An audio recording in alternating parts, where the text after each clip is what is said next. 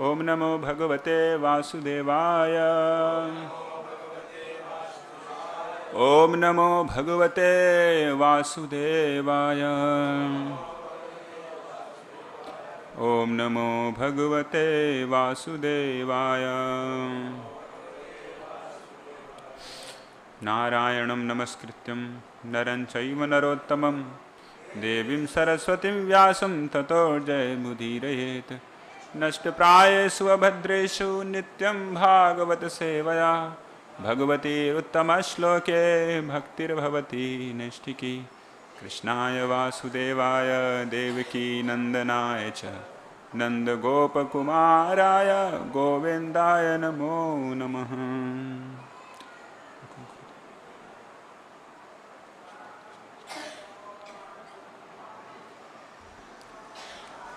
हरे कृष्णा।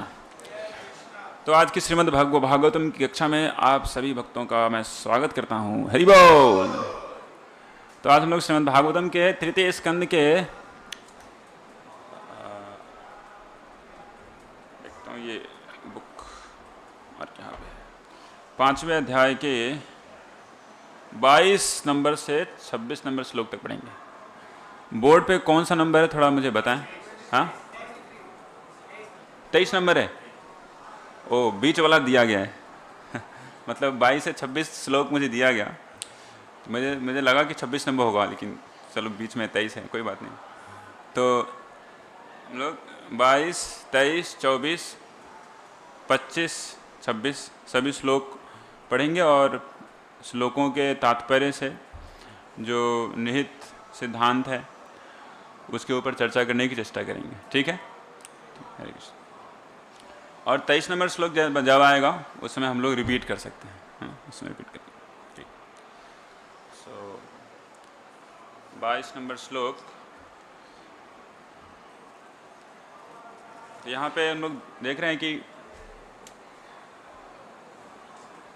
शिला मैत्रेय ऋषि विदुर जी को भगवान के बारे में सुनाने जा रहे हैं। लेकिन भगवान के बारे में मतलब डायरेक्टली भगवान कृष्ण के बारे में नहीं, भगवान के अंश के बारे में, जो कौन है? परमात्मा। विदुर जी जो कि भगवान के डायरेक्ट एसोसिएट हैं, है ना। विदुर जी के बारे में मैत्रेय ऋषि के कानों में भगवान श्री कृष्ण ने आज्ञा छोड़ के गए कि आप उनको मेरे बारे में बताइएगा। तो वो विदुर जी किसके बारे में जानना चाहते हैं? इस ब्रह्मांड की सृजन कैसे हुई, है कि नहीं। काफ़ी भक्तों को उतना ज़्यादा कान कर्णों में अच्छा नहीं लगता, क्योंकि द्वितीय स्कंद तृतीय स्कंद में बहुत ऐसे सिद्धांतों का वर्णन किया गया है जिसमें अगर देखा जाए तो बहुत सारी भगवान कृष्ण की लीलाएं नहीं है, गोलोक की लीलाएं, अंतरंग पार्षद की, तो सब जड़ जगत की लीलाएं। लेकिन उन सभी लीलाओं को सुन के कैसे भगवान ने इस ब्रह्मांड की रचना की है, कैसे भगवान माया के साथ खेल रहे हैं, तो हम माया के बंधन से मुक्त हो सकते हैं। समझ रहे हैं। इसलिए सभी जीवों के लिए विदुर जी ऐसा प्रश्न करते हैं।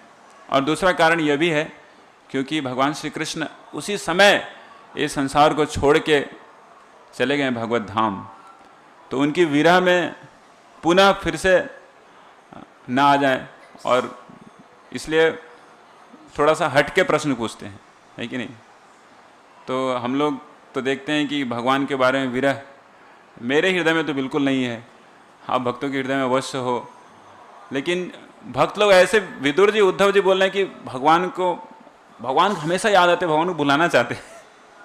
विदुर जी उद्धव जी बोल रहे हैं कि मैं ज़्यादा नहीं बोल पाऊँगा, मैं जा रहा हूँ बद्रीनाथ भगवान की आज्ञा का पालन करने के लिए। तो उस प्रकार से हम देख रहे हैं कि मैत्रेय ऋषि कैसे श्रीमद् भागवतम का जो सीड है या बीज है, जो कि भागवतम के द्वितीय स्कंध में बताया गया है, वहाँ से वो विश्लेषण चालू करते हैं। तो 4 जो श्लोक है भागवतम के, बहुत ही महत्वपूर्ण चतुश्लोकी भागवतम के नाम से विख्यात है ना, द्वितीय स्कंद में आते हैं। तो उसमें 3 चीज़ों का वर्णन किया गया है। क्या क्या वो 3 चीज़ है? संबंध, अभिधेय तथा प्रयोजन। उसी प्रकार से चतुश्लोकी भगवत गीता में भी इन्हीं 3 चीज़ों का वर्णन है। चतुश्लोकी भगवत गीता सब लोग जानते होंगे। तो कैसे भगवान कौन है, हम कौन है, हमारे उनके बीच क्या संबंध है, इसकी चर्चा पहले वो 22 नंबर श्लोक में यहाँ पे किए हैं। तो हम लोग उसका तात्पर्य, अनुवाद उसका पढ़ेंगे, उसके बाद फिर प्रत्येक श्लोक में देखेंगे। अथ ते भगवन् लीला योग मायो रूप बृंहिता विश्वस्थिति उद्भवती अंतार्थ वर्णया अनुपूर्वशः। अतः मैं आपसे उन लीलाओं का वर्णन करूंगा जिनके द्वारा भगवान विराट जगत के क्रमबद्ध सृजन, भरण पोषण तथा संहार के लिए अपनी दिव्य शक्ति का विस्तार करते हैं। सर्वशक्तिमान भगवान अपनी विभिन्न शक्तियों के द्वारा अपनी इच्छानुसार कुछ भी कर सकते हैं। विराट जगत की सृष्टि उनकी योग माया शक्ति द्वारा की जाती है। तो यहाँ से फिर मैत्रेय ऋषि बोल रहे हैं कि समस्त जीवों के स्वामी भगवान सृष्टि के पूर्व अद्वय रूप में विद्यमान थे। केवल उनकी इच्छा से ही यह सृष्टि संभव होती है और सारी वस्तुएं पुनः उनमें लीन हो जाती है। इस परम पुरुष को विभिन्न नामों से उपलक्षित किया जाता है। तो मैत्रेय ऋषि यहाँ पे बोल रहे हैं, जो चतुश्लोकी भागवतम का पहला श्लोक है, अहम एवासम एवाग्रे नान्यद यद सत असत परम पश्चाद अहम यत एतश्च यो वशिष्येत सो अस्मि अहम। भगवान अपने बारे में बोल रहे हैं कि इस ब्रह्मांड के पहले मैं ही था, ब्रह्मांड अभी है, ब्रह्मांड में मैं ही हूँ, अब ब्रह्मांड का विनाश हो जाएगा, उसके बाद भी मैं ही रहूँगा।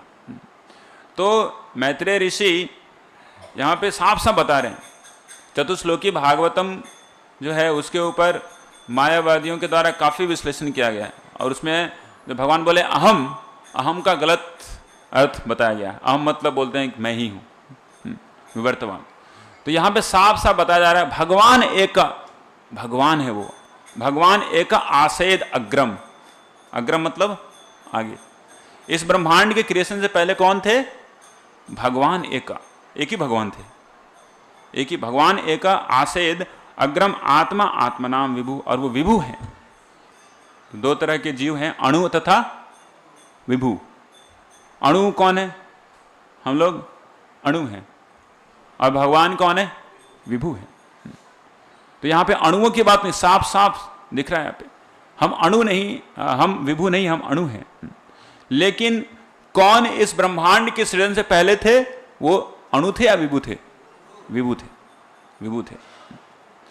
आत्म इच्छा अनुगतावात्मा, अपनी इच्छा के द्वारा वो इस ब्रह्मांड का निर्माण किए हैं। नानाम उत्तु अपलक्षण। तो इस प्रकार से यहाँ पे महर्षि मैत्रेय श्रीमद् भागवतम के 4 आदि श्लोकों का अभिप्राय की व्याख्या प्रारंभ करते हैं। यद्यपि निर्विशेष मायावाद के अनुयायियों की श्रीमद् भागवतम तक पैठ नहीं है, किंतु कभी कभी वे उसके 4 आदि श्लोकों को खींच तान कर काल्पनिक व्याख्या करते हैं। किंतु हमें मैत्रेय मुनि द्वारा यहाँ पर दी गई असली व्याख्या को स्वीकार करना चाहिए, क्योंकि उन्होंने इसे उद्धव के साथ प्रत्यक्ष भगवान के मुख से सुना था। इस 4 आदि श्लोकों की प्रथम पंक्ति है अहम एवासम एवाग्रे। मायावादी इस अहम शब्द की ऐसी गलत व्याख्या करते हैं जिसे व्याख्याकार के अतिरिक्त अन्य कोई नहीं समझ सकता। यहाँ पर अहम की व्याख्या परम पुरुषोत्तम भगवान के अर्थ में की गई है, व्यष्टि जीवों के अर्थ में नहीं। सृष्टि के पूर्व केवल भगवान थे, तब कोई भी पुरुष अवतार नहीं थे और जीव तो थे ही नहीं। न ही भौतिक शक्ति थी जिससे व्यक्त सृष्टि प्रभावित होती है। तब सारे पुरुष अवतार तथा भगवान की सारी विभिन्न शक्तियाँ एकमात्र भगवान में समाहित थीं। यहाँ पर भगवान को अन्य समस्त जीवों का स्वामी कहा गया है। वे सूर्य गोलक के तुल्य हैं और सारे जीव सूर्य की किरणों के अणु के तुल्य हैं। सृष्टि के पूर्व भगवान के अस्तित्व की पुष्टि श्रुतियों द्वारा हुई है। वासुदेवो वा इदम् अग्र आसीत् न ब्रह्मा न च शंकरः एको वै नारायण आसीन ब्रह्माने ईशानाः। चूंकि प्रत्येक वस्तु भगवान के उद्भूत है, वे सदैव अकेले अद्वय रूप में विद्यमान रहते हैं। वे इस तरह विद्यमान रह सकते हैं क्योंकि वे सर्व संपूर्ण तथा सर्वशक्तिमान है। उनके अतिरिक्त हर वस्तु, यहाँ तक कि उनके स्वांश विष्णु तत्व भी उनके अंश हैं। सृष्टि के पूर्व न तो कारणार्णवशायी विष्णु थे, न गर्भोदक्षायी विष्णु या क्षीरोदक्षायी विष्णु या ब्रह्मा अथवा शंकर ही थे। सो विष्णु तत्व तथा ब्रह्मा इत्यादि सारे जीव भिन्नांश हैं। यद्यपि आध्यात्मिक जगत भगवान के साथ था, किंतु भौतिक जगत में उनमें सुसुप्त था। केवल उनकी इच्छा से भौतिक जगत बनता तथा बिगड़ता है। वैकुंठ लोक की विविधता भगवान से एकाकार है, जिस तरह सैनिकों की विविधता राजा से तदाकार होती है। भगवद गीता के 9वें अध्याय के 7वें श्लोक में बतलाया गया है कि भौतिक सृष्टि भगवान की इच्छा से होती है और सृष्टि का प्रलय के कुछ अंतराल के बीच की अवधियों में जीव तथा भौतिक शक्ति उनमें सुसुप्त रहते हैं। तो ये तो है, हमने जो बताया, जो ऑलरेडी इसका विश्लेषण किया। तो हम 24वें श्लोक में पढ़ेंगे। 23 नंबर श्लोक है यहाँ पे, 24 नंबर 23 है। तो 23 नंबर श्लोक फिर से हम लोग पढ़ लेते हैं रिपीटेशन के लिए। भगवान एक आसेधम, भगवान एक आसेदमग्र, आत्मा आत्मनां विभुः, आत्म इच्छानुगतावात्मा, नानामत्युपलक्षणः। भगवान एक आसेदमग्र, आत्मा आत्मनां विभुः, आत्म इच्छानुगतावात्मा, नानामत्युपलक्षणः। कोई पढ़ना चाहेंगे?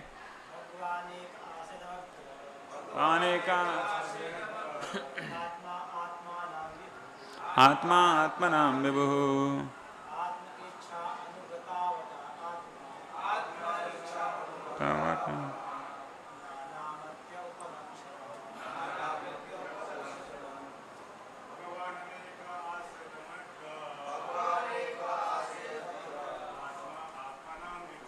आत्मा आत्मनां विभुः,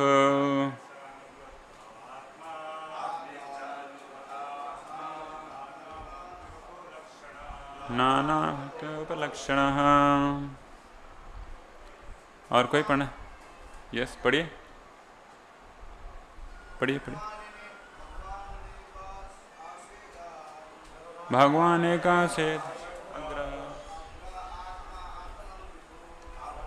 आत्मा आत्मनां विभुः,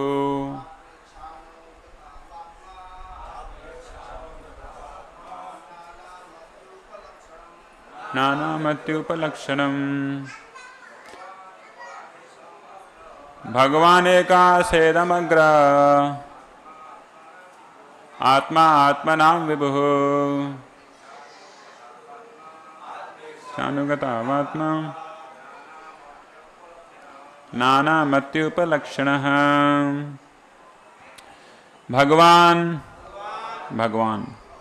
एकः अद्वय आसा था, इदम इस सृष्टि, अग्रे सृष्टि के पूर्व, आत्मा अपने स्वरूप में, आत्मनाम जीवों के, विभुः स्वामी, आत्मा आत्मा, इच्छा, अनुगतौ लीन होकर, आत्मा नानामति विभिन्न दृष्टियां, उपलक्षणः लक्षण। तो पुनः अनुवाद। समस्त जीवों के स्वामी भगवान सृष्टि के पूर्व अद्वय रूप में विद्यमान थे।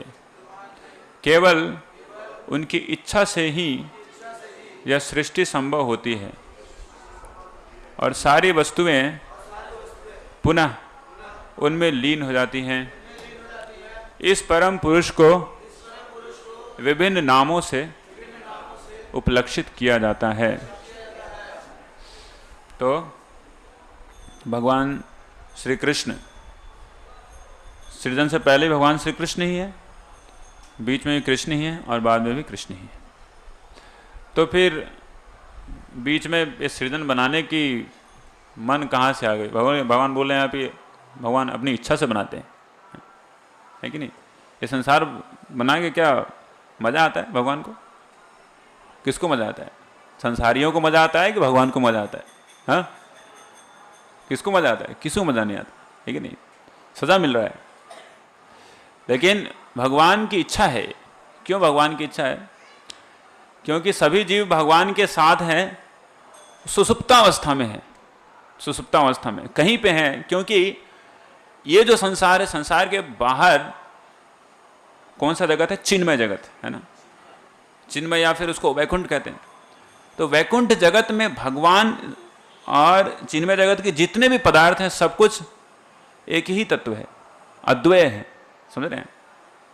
मतलब भगवान की जो पैराफिनेलिया है और उनकी जो जितने भी उनका जो स्वयं स्वरूप है उसमें कोई अंतर नहीं है, सब सच्चिदानंद घन स्वरूप है। तब बहुत बड़ा इस कौन में प्रश्न है कि हम गिरे तो गिरे कहाँ से, ठीक है नहीं? वो कहाँ थे? क्योंकि यहाँ पे बताया जा रहा है कि न कारणोदक्षाय विष्णु थे, न गर्भोदक्षाय विष्णु थे, न क्षीरोदक्षाय विष्णु थे, वो थे ही नहीं। और संसार भी नहीं था, सिर्फ भगवान थे। और हम भगवान के मंगन में लीन थे, सुप्त थे। फिर कहाँ सुप्त थे, कहाँ लीन थे? भगवान के चरण में थे, आँख में थे, ब्रह्म ज्योति में थे, कहाँ थे? तो कहीं थे। इतना दिमाग में रखना है कि हम लोग वैकुंठ जगत के ही निवासी हैं, इतना दिमाग में हमें रखना है। वैकुंठ जगत के कोने में कहीं पे सो रहे थे। हम दिमाग इतना नहीं लगा सकते कोने कहाँ सो रहे थे। इतने सारे लोग कोने में कैसे सो सकते हैं? सो सकते हैं क्यों नहीं सो सकते हैं? तो वैकुंठ जगत के कोने में कहीं हम लोग सो रहे थे, लेकिन हम लोग सो रहे थे। भगवान की जो माया शक्ति है वो भी सो रही है और जीव भी सो रहा है, जीव भी सो रहा है।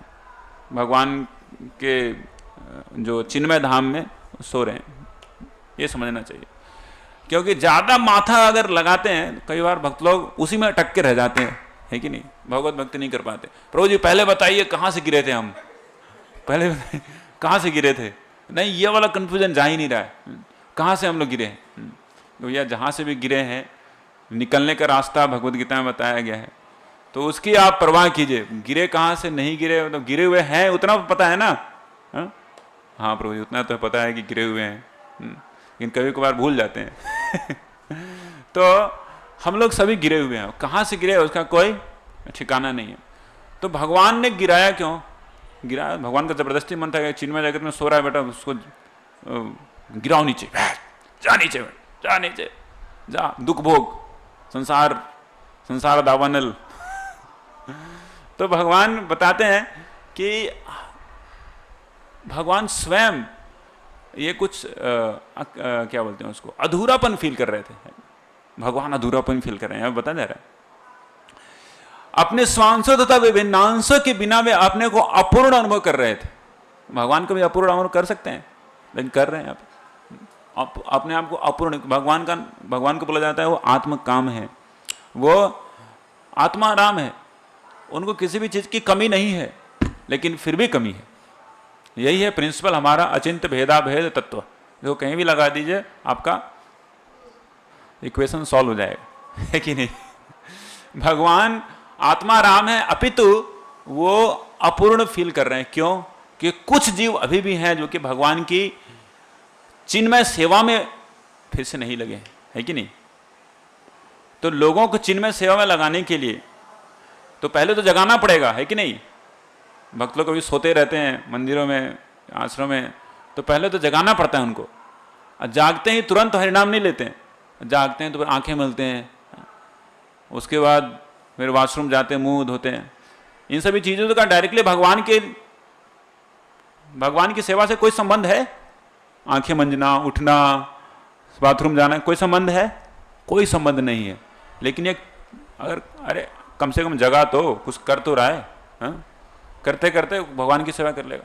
तो भगवान ने सोचते ये बंदे लोग सोते रहेगा, ये मेरी माया शक्ति ये भी सो रही है, तो दोनों को मिलाते हैं, माया शक्ति और ये सोते हुए लोग दोनों मिल जाओ एक साथ और माया में थोड़ा खेलो, कुछ करो, डू समथिंग, है ना, कुछ करो।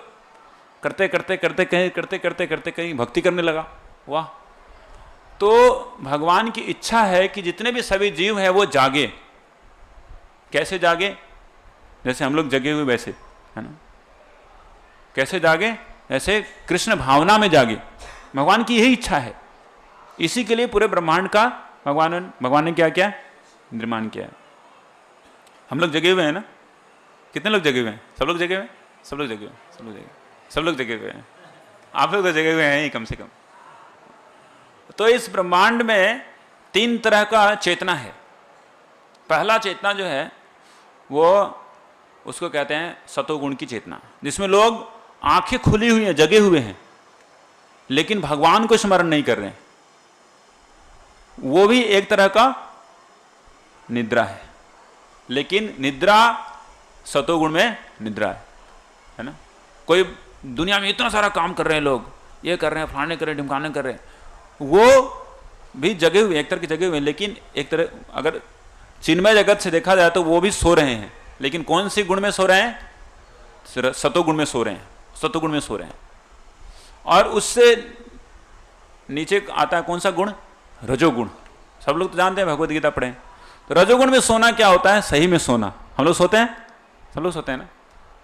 कुछ लोग होंगे तो परमहंस लोग नहीं सोते, भक्ति विनोद ठाकुर नहीं सोते, 2 घंटा सोते, रूप गोस्वामी 1 घंटा सोते हैं, मतलब झपकी लग गई बस, थोड़ा बस झपकी लगते ही बोलते हैं पावर नैप, फिर से सेवा चालू। हाँ? तो वो सोते ही नहीं, लेकिन हम लोग सोते हैं और सोते सोते स्वप्न देखते हैं, है कि नहीं? स्वप्न देखते हैं, और स्वप्न क्या जब देख रहे हो तो उसमें लगता है कि ये झूठा है या सच है? उसमें वही सच लगता है कि नहीं? यस नो, वही लगता है ना। क्या मजा आ रहा है, कुछ अगर अच्छा चीज देख रहे हैं, अरे बहुत बड़ा बंगला हो गया, मेरी गाड़ी है, मेरी वाइफ है, बच्चे हैं, फलाना है, ढिमकाना है, सब क्या आनंद है। वो भी एक टाइम है आपके जीवन का, है कि नहीं? हमारे जीवन का वो समय है, लेकिन वो उस समय पूर्ण रूप से सच लग रहा है, सत्य लग रहा है वो, लेकिन वह सत्य है? सत्य नहीं है, नहीं है नहीं है। तो क्या सोने से पहले वाला सत्य था? हाँ, वो भी सत्य नहीं, वो भी ड्रीम है, लेकिन सतोगुण का ड्रीम है वो सतोगुण का स्वप्न है। और उसके बाद में घुस गए अंदर, थोड़े दिन के सो लिए, 5 घंटा 6 घंटा कोई छोटा समय नहीं है हमारे जीवन का। 24 घंटा में से 6 घंटा ड्रीम कर रहे हैं, मतलब बहुत बड़ा ड्रीम है, बहुत बड़ा एक हमारे जीवन का एक सेक्शन जा रहा है उसमें। लेकिन वो हम लोग जब घुस जाते हैं उसमें, तो जगे हुए, मतलब जो सतोगुण वाला जगा हुआ से दुनिया से कोई लेना देना रहता ही नहीं है, दुनिया में कुछ भी हो, है कि नहीं? इसलिए कोई एक बार जब सतोगुण वाली ड्रीम में जब समस्या आती है तो लोग बहुत सोते हैं। देखें आप लोग, अरे यार क्या, सोने दो बस। क्यों? बहुत प्रॉब्लम चल रहा है, बहुत फ्रस्ट्रेशन हो रही है बस सोने दो, मैं भूलना चाहता हूं ये सब। तो वो भी एक ड्रीम को छोड़ के दूसरा ड्रीम में जाना। और तीसरा जो तमोगुण का जो सोना है, वो सोना कहते हैं जिसमें आप बिल्कुल नहीं ड्रीम करते, बिल्कुल आप स्वप्न नहीं देखते, बोलते हैं गहरी निद्रा में सो रहे हैं,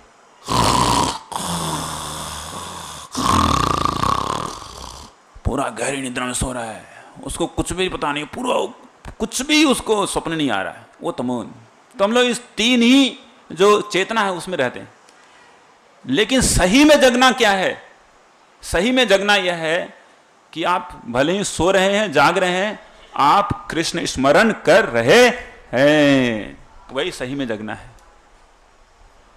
सही में जगना यही है। भगवान श्री कृष्ण ने इसी के लिए इस ब्रह्मांड का निर्माण किए हैं कि भक्त लोग उठे, वॉशरूम में जाए, थोड़ा नहाए, अंदर का कचरा निकाले और फिर से मेरे पास आए और मुझे स्मरण करके जोर से बोले हरे कृष्णा कृष्णा कृष्णा हरे हरे, हरे राम राम राम हरे। तो ये सारी जो क्रियाएं हैं, ये जो हम लोग कर रहे हैं भगवान को स्मरण करके, ये तीनों फेज में नहीं है। समझ में आ रहा है ना? ये तीनों फेज में ये नहीं है। इसलिए हमें इस भक्ति को कभी भी ये नहीं समझना चाहिए कि जड़ जागतिक है, ये तीनों फेज से ऊपर है। या फिर इसको कहते हैं 4th डायमेंशन, तूर्य, ये फोर्थ डायमेंशन का, ये सही में जगना है।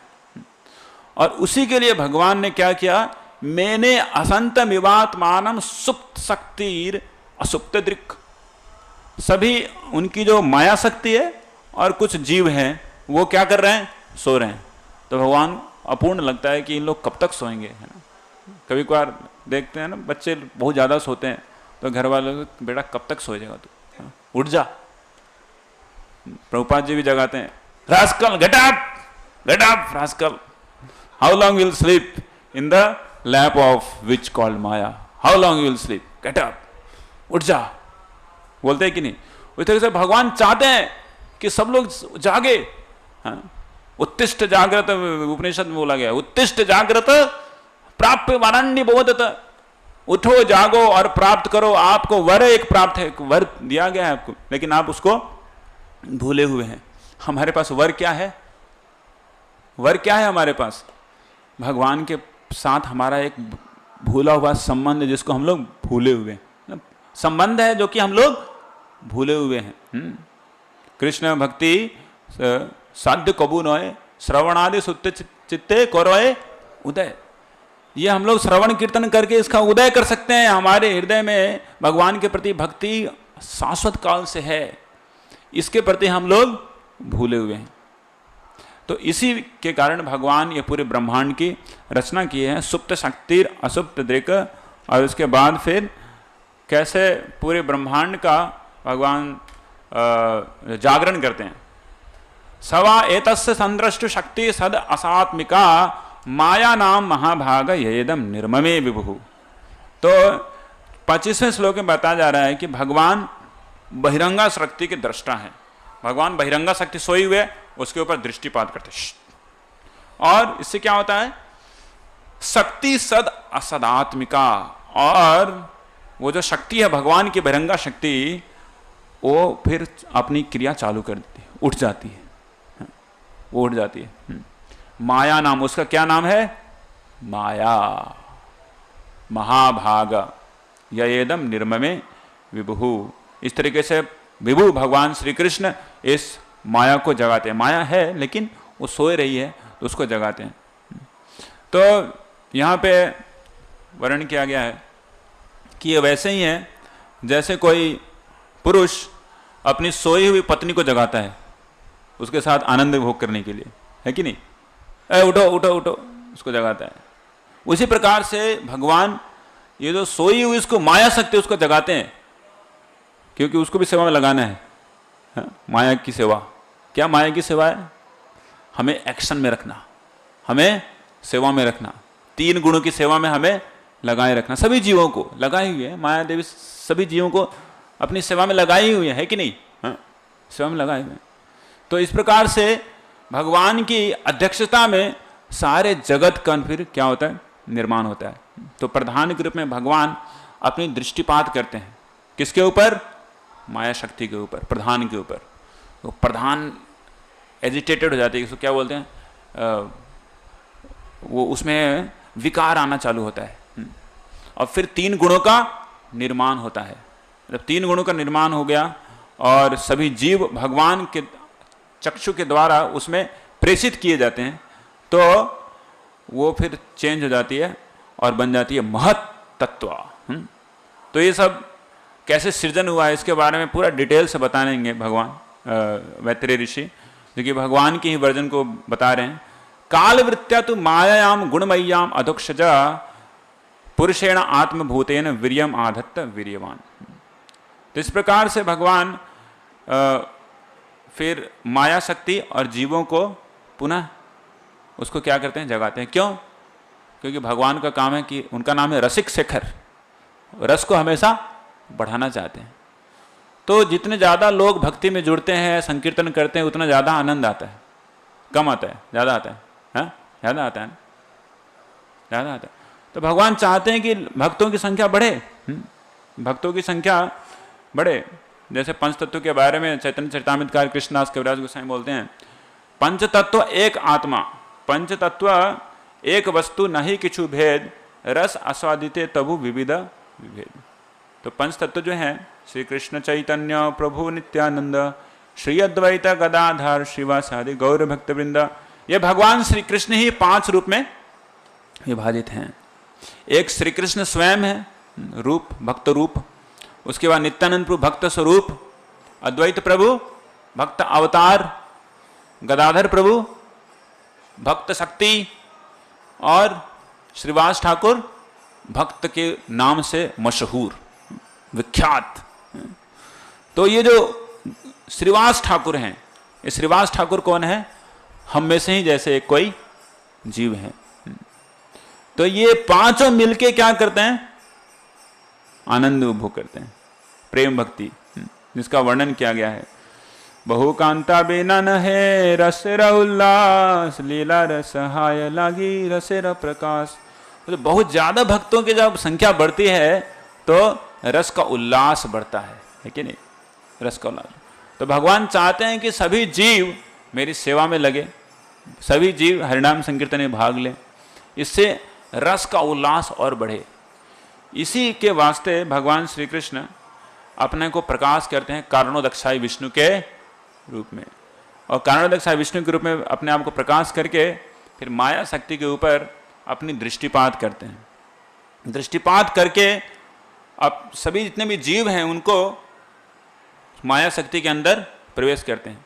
जैसे एक पुरुष और एक स्त्री जुड़ते हैं तो पुरुष क्या देता है? आत्मा को प्रदान करता है स्त्री के गर्भ में, है ना। उसके बाद स्त्री क्या बच्चों को उत्पन्न करती है कि नहीं? तो उसी प्रकार से ये जो शक्ति है ये स्त्री है, तो माया शक्ति। और उसके ऊपर भगवान नारायण जो महाविष्णु के रूप में या फिर कृष्ण महाविष्णु के रूप में दृष्टिपात करते हैं, सभी जीवों को उसके अंदर में इम्प्रिग्नेट करते हैं, और फिर पूरे के पूरे ब्रह्मांड में जीवों का उत्पत्ति होता है और सभी जीव अपनी अपनी क्रिया में पुनः लग जाते हैं। और लगते लगते लगते चलते दौड़ते फिरते घूमते सोते, कहीं झटके से प्रभुपाद जी की किताब मिल गई तो वहीं पे उसी प्रभुपाद जी की किताब को देने के लिए समझना चाहिए कि पूरे ब्रह्मांड की रचना हुई है। जब तक कोई प्रभुपाद जी की किताब नहीं पढ़ा, भक्तों के संग में नहीं आया, महाप्रसाद ग्रहण नहीं किया, मतलब क्या? उस व्यक्ति को इस ब्रह्मांड में लाने की पूरी उद्देश्य अभी तक अधूरी ही है, समझना है। तो हम लोग समझ सकते हैं कि जो भक्तों के पास भक्ति है उनके ऊपर कितनी बड़ी दायित्व है नहीं? भगवान ने माया को उठाया, जीवों को उठाया, और दोनों डोल रहे हैं, हाँ? माया में 3 गुण के प्रभाव में। कब तक डोल लेंगे? जब तक इधर कोई से डोलता हुआ हरिनाम संकीर्तन में डोलता हुआ आदमी जाके उसको जाके प्रसाद न दे दे, है कि नहीं प्रभु? हाँ, तो बहुत महत्वपूर्ण है ये प्रचार कार्य, बहुत महत्वपूर्ण है। हम तो हरिनाम करते हैं, अरे हम तो जग गए, अब क्या है, दुनिया वाले सोते रहे हम तो जग गए, हम तो आनंद कर रहे हैं ना हरिनाम संकीर्तन में, क्या अच्छा लग रहा है, कीर्तन मिला, खूब डांस कर रहे हैं।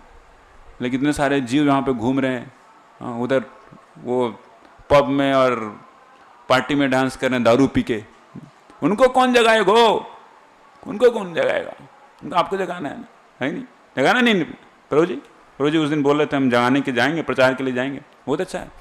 तो पूरे की पूरी ब्रह्मांड बनाने का जो औचित्य है भगवान का, वो यही है कि जीव डोलते डोलते किसी भक्त के शरण में, भक्त के संग में आ जाए, और हमें उसके लिए तैयार रहना चाहिए। सभी जो भी हैं, जो भी भक्त हैं, जहाँ तक संभव हमें नए लोगों को भक्ति में लाने की चेष्टा करनी चाहिए, अन्यथा सभी उसी 3 फेज में वो सो रहे हैं, समझ रहे हैं ना? सतुगुण में सो रहे हैं, रजोगुण में सो रहे हैं, और तमोगुण में तो सोते ही हैं, है ना? सोते सो के मर रहे हैं, मर के सो रहे हैं, सो के मर रहे हैं, क्या फायदा? कोई फायदा नहीं है। इसलिए सब लोग एक्टिव हैं। अभी ब्रह्मांड का निर्माण हुआ है, ब्रह्मा जी का 51वां साल चल रहा है, ब्रह्मा जी के दिन का जो मिडिल चल रहा है, अभी दोपहर चल रहा है, अभी बहुत दिन है।